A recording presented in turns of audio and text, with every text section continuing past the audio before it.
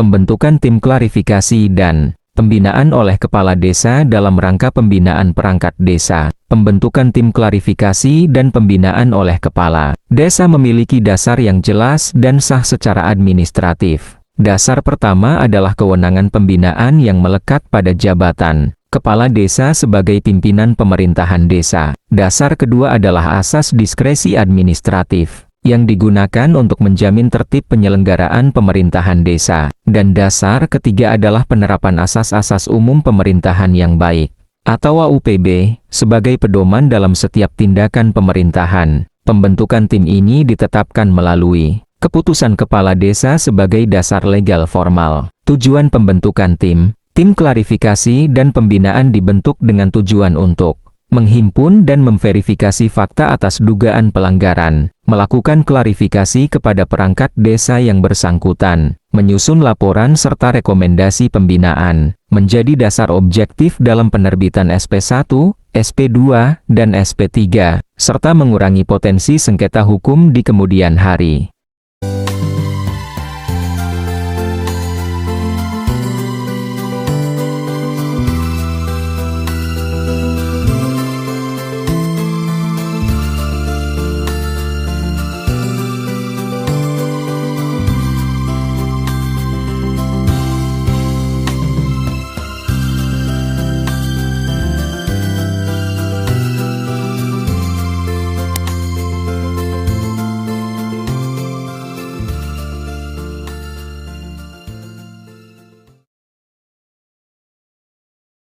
Susunan dan prinsip keanggotaan. Tim klarifikasi dan pembinaan dapat terdiri dari sekretaris desa, unsur perangkat desa terkait, unsur badan permusyawaratan desa atau BPD sebagai pengawas moral yang bersifat opsional, serta unsur pendamping desa atau tokoh masyarakat apabila diperlukan. Dalam pembentukannya, keanggotaan tim wajib memperhatikan prinsip netralitas, profesionalitas, dan bebas dari konflik kepentingan. Mekanisme kerja tim dalam pemberian SP. Pada tahap klarifikasi awal sebelum SP1, tim melakukan pengumpulan laporan dan bukti awal, memanggil perangkat desa untuk memberikan klarifikasi, mencatat hasil klarifikasi dalam berita acara, serta menyampaikan rekomendasi kepada kepala desa. Dalam tahap pemberian SP1, tim menyusun laporan hasil klarifikasi awal, menilai tingkat pelanggaran, mengusulkan bentuk pembinaan dan jangka waktu perbaikan, yang kemudian menjadi dasar kepala desa dalam menerbitkan SP1. Apabila dalam masa berlaku SP1 tidak terdapat perbaikan, tim melakukan evaluasi atas pelaksanaan SP1, mengumpulkan bukti pelanggaran lanjutan, menyusun berita acara evaluasi, dan merekomendasikan penerbitan SP2. Pada tahap pemberian SP3, tim menyusun laporan pembinaan secara komprehensif dari SP1 hingga SP3, menilai kegagalan pembinaan secara objektif, memberikan rekomendasi akhir kepada kepala desa, serta menyiapkan dokumen pendukung untuk proses lanjutan, termasuk konsultasi dengan camat.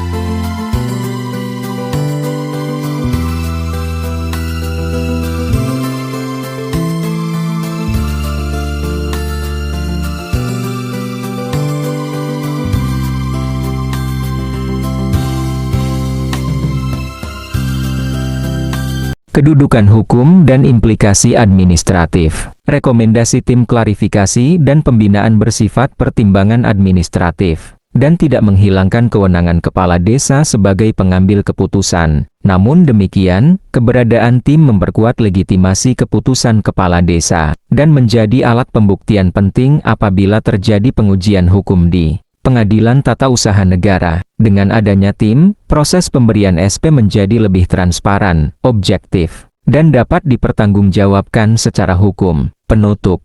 Pembentukan tim klarifikasi dan pembinaan dalam mekanisme SP1, SP2, dan SP3 merupakan praktik administrasi pemerintahan desa yang patut dan sejalan dengan prinsip good governance. Tim ini memastikan setiap tindakan pembinaan terhadap perangkat desa dilakukan secara objektif, proporsional, serta sesuai dengan ketentuan hukum yang berlaku. Penerapan mekanisme ini tidak hanya melindungi hak perangkat desa, tetapi juga memberikan perlindungan hukum bagi kepala desa dalam menjalankan kewenangannya.